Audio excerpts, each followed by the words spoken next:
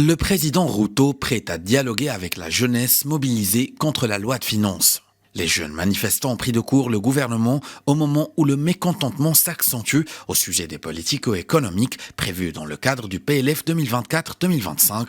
Pour mettre fin à la grogne populaire, le président kényan a affirmé lors d'un service religieux dans la ville de Nyahururu, à plus de 150 km au nord de Nairobi, qu'il était prêt à discuter des doléances de la génération Z. I am very proud of our young people.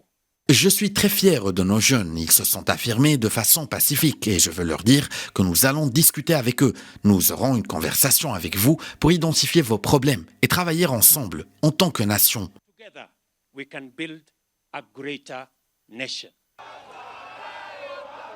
Le chef de l'État kényan s'est dit fier de voir la jeunesse kenyane s'investir dans les affaires du pays.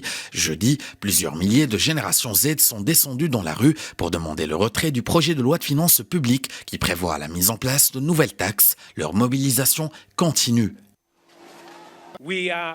Nos jeunes se sont mis en avant pour débattre sur les affaires du pays. Ils ont effectué leur devoir démocratique pour s'affirmer, être reconnus. CDF.